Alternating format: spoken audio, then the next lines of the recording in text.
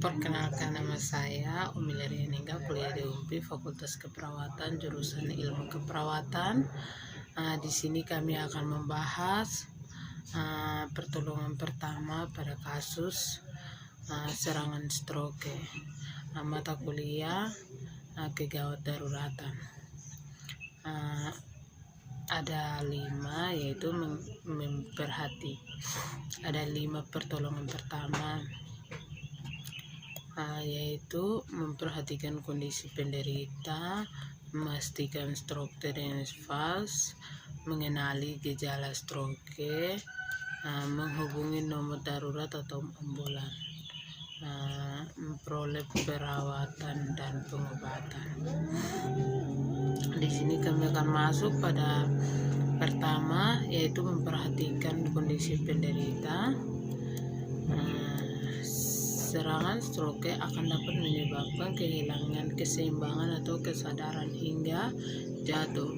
Penanganan darurat pada orang yang telah kehilangan kesadaran tentunya berbeda. Oleh karena itu, dalam pertolongan pertama stroke, pastikan terlebih dahulu apakah penderita berada dalam kondisi sadar atau tidak. Pada orang hilang kesadaran, Anda perlu meriksa detak jantung dan pernapasannya. Jika tidak dapat suara napas dan detak jantung pun tidak terasa, Anda perlu memberikan CPR, cardiopulmonary resuscitation, dan segera menghubungi nomor pertolongan darurat di 112 atau ambulans dari unit gawat darurat di rumah sakit terdekat. Pastikan Anda melakukan dalam keadaan tenang. Yang kedua, memastikan stroke dengan pas. Ketika penderita masih dalam keadaan sadar, bagaimana Anda mengetahui seorang terserang stroke? Akan sulit untuk mendeteksi stroke ketika gejala nampak tidak terlalu spesifik, seperti mengalami kebingungan, disorientasi, atau sakit kepala. Yang berikut, mengenali gejala stroke.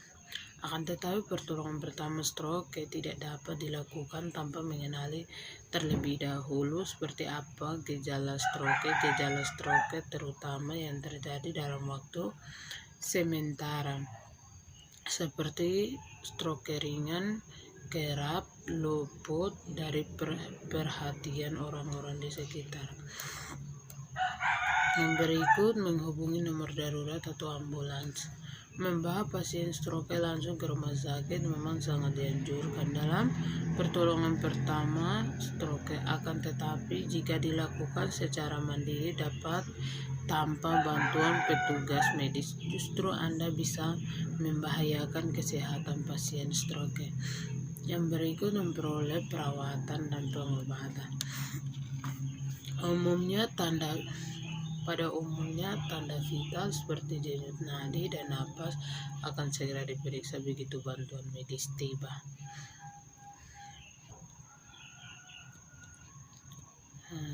Pemeriksa fase pemeriksa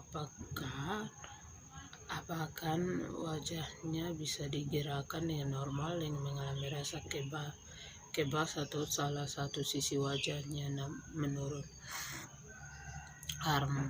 Cobalah meminta orang tersebut untuk mengangkat kedua tangannya. Periksa apakah salah satu tangan tergerak lebih rendah dari yang lain.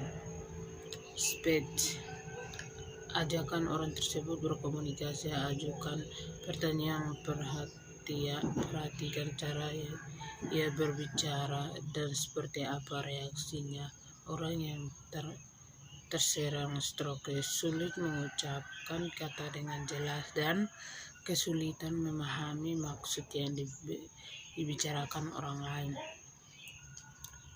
Time. Ketika setiap langkah pemeriksaan menunjukkan tanda stroke, maka segerakan mencari pertolongan medis darurat. Itu pemeriksaan pada stroke. Pada kasus stroke Jangan lupa untuk mendaftar di Fakultas Keperawatan. Mari kita belajar sama-sama. Jika salah, mohon maaf. Sekian dan terima kasih.